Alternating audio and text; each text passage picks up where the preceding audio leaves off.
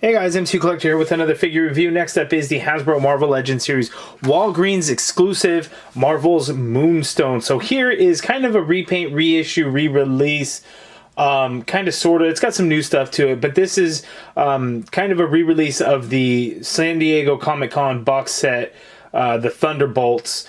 Moonstone. So there's some differences in here. Obviously we have the digital face print. It's a little bit different. Her mask is a little bit different. You have kind of see her mask kind of over her chin. And then instead of gold we get yellow, but then she has new arms. So we have the double jointed pinless elbows, arms, and the bicep swivel. The rest of the figure is actually going to be the same. So she does have pins in the legs. It's not that big of a deal when there's pins and pinless. All pinless would be nice, but it's one of those things, the completely white leg is really not going to be that big of a deal. But this popped up on Walgreens.com like at 1 a.m. A few days ago when I was able to get an order, and then by the time morning came around it was already sold out, but then it went up for order later on in the day. But Walgreens usually ships out pretty quick, so I did receive it today. Looking at the side artwork of Moonstone, looks very nice there. On the side we get a 3D render there, and then on the back of the package we also get a render, and we see that she has additional hands. So she has these open hands for female figures that all females used to come with, kind of the same thing, and then she has fists out of the package. And that's it for Moonstone. Let's go ahead and take a closer look at her.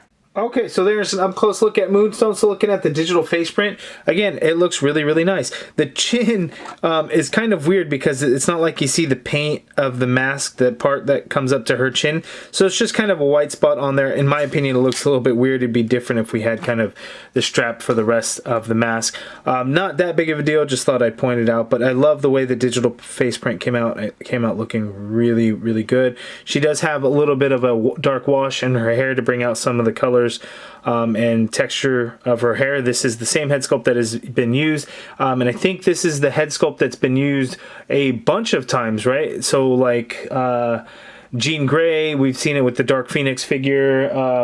I want to say the Gamora figure in the Entertainment Earth box set had the same head, but we've seen it multiple times reused. Hasbro doesn't typically do that anymore, but I guess since this is kind of a reissue and this was the first figure to actually use that head, that it would make sense here. But we don't typically see that the reused heads and you know, repainted heads for different characters like we had used to see.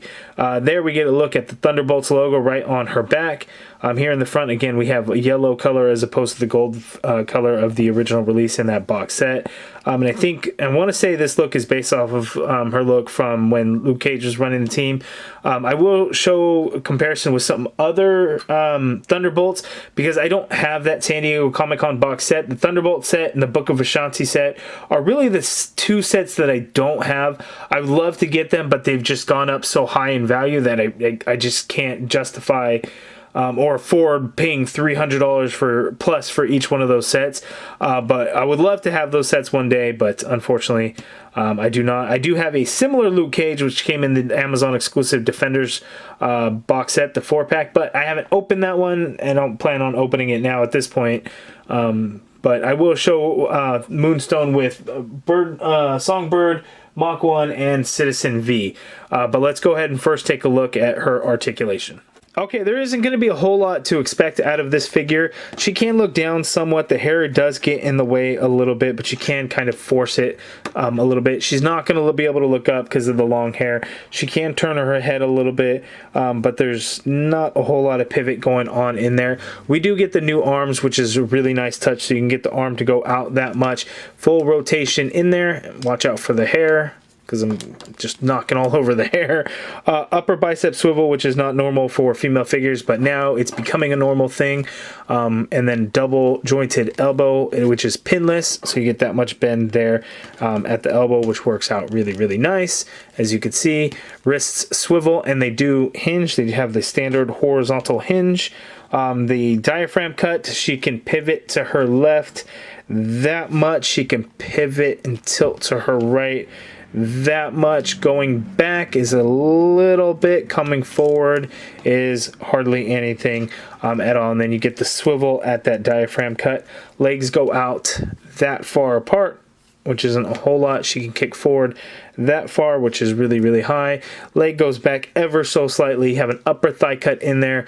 Double jointed pinned knees, because these are old legs, so pins there. Luckily, my figure is pretty stiff. It's not too gummy. You know, a lot of times with these older legs, they have some gumminess to them, but real no issues on mine. In fact, the joints are really stiff, especially on the ankles. So you can hinge the foot down that much. You can hinge the foot up a little bit there as well. Ankle pivot, and you do have peg holes at the bottom of the feet there. So typical articulation for female figures, but we do, again, get the new arms. So that gives this figure a little bit of an update compared to the previous San Diego Comic-Con exclusive that was released years ago. Okay, so here are some members of the Thunderbolts, you know, across different teams with this Moonstone. She's normally, or mostly probably, I would say, or from what I could see, in the Meteorite suit.